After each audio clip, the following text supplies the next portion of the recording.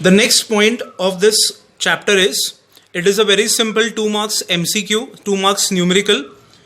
It is conversion of polar coordinates into Cartesian and from Cartesian back to polar. See, this concept is already explained in your 11th standard syllabus, that is in the chapter of complex numbers.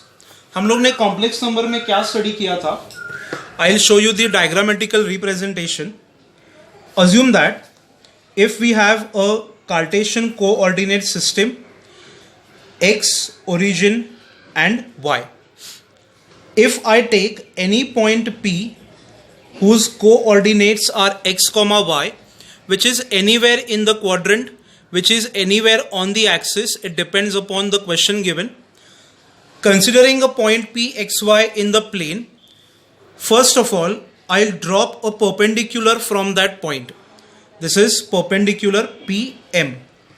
तो अगर ये point P का x और y coordinate है, तो ये जो vertical distance है, that vertical distance will be nothing but the variable y, that is distance of any point from x axis is the y coordinate, and ये जो horizontal distance है, it is the distance x, that is distance of a point from the y axis is the x coordinate. Later I'll join the points OP and I'll give the name as, or I'll assign the distance OP as R. See, यहाँ पे जो ये R है, उसका हम लोग ने 11th standard में एक नाम दिया था. It was called as radius vector. Radius vector, or it is nothing but called as the modulus. It was called as the amplitude, it was called as the magnitude of that given point.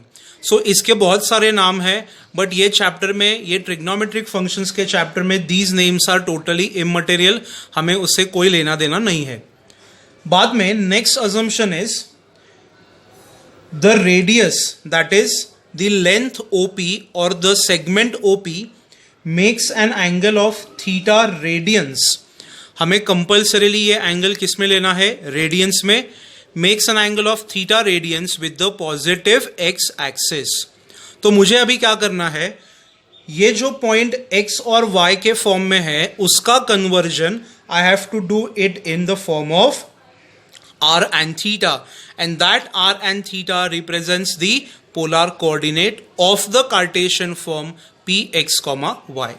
अभी हम लोग ये कैसे करेंगे? तो simple trigonometry के rules है. This is a right angle triangle, तो इसमें I will say by Pythagoras, a very famous personality of mathematics, जिसने ट्रिग्नोमेट्री में अपना बहुत सारा कंट्रीब्यूशन भी दिया है. तो by Pythagoras in a right angle triangle, hypotenuse square मतलब r square is equal to side 1 square plus side 2 square. तो अगर आपको x और y की वैल्यू दी है, तो you can directly find r. कैसे निकालोगे? You just have to take the square root. तो यहां पे आ गया under the square root x square plus y square. Name this as equation number 1. अभी हमें क्या निकालना है? The value of angle theta. Again very simple. In triangle PMO, tan theta is equal to, see ये right angle triangle है, इसलिए हम लोग इसमें ट्रिग्नोमेट्रिक फंक्शंस डिफाइन करने वाले हैं. tan theta is equal to, what is the definition of tan? Opposite upon adjacent. So it is y upon x. Therefore my theta is equal to tan inverse y upon x.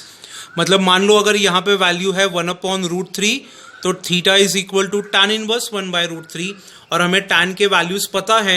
अगर tan 1/√3 का answer देता है, तो the angle is 30 degrees. So using this two formulae, formula number A and formula number B, we can convert any Cartesian form into its required polar form.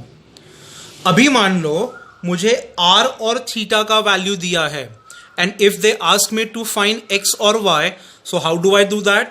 We have to assume the same triangle, और वो triangle में अभी हम लोग cos theta का definition follow करेंगे. What is cos theta? Cos theta is equal to adjacent upon hypotenuse. So can I say it is x upon r? अब मुझे कौन सी वैल्यू चाहिए x की, तो I'll cross multiply this r with cos theta, तो मुझे मिल जाएगा x is equal to r cos theta. See basically x को हम लोग क्या बोलते हैं, abscissa, and x is equal to r cos theta. ये इक्वेशन आपने अपने 11th स्टैंडर्ड में भी स्टडी किया है in the chapter of trigonometric functions. Similarly sine theta is equal to y upon r. अभी मुझे y की वैल्यू चाहिए, तो I write y is equal to r sine theta. So मिल गए x और y वैल्यूज भी required when r and theta is given. So यहां पे I write therefore px comma y is equal to p r cos theta comma r sin theta. So यहाँ पे basically आप क्या लर्न करते हो, क्या सीखते हो कि अगर कोई भी एक कार्टेशियन कोऑर्डिनेट को अगर दूसरे पैरामीटर्स में रिप्रेजेंट करना है तो this is the process, and these equations are basically called as parametric equations of a circle. वो आपको 11th स्टैंडर्ड में सर्कल के चैप्टर में ऑलरेडी सिखाया है, यहाँ पे सिर्फ उसका एप्लीकेशन है, तो मैंने उसको रिवाइज कर दिया. तो using equation number C you can convert polar form into Cartesian, and using equation number A and B you can convert a Cartesian form to polar form. समझ में आ रहा है?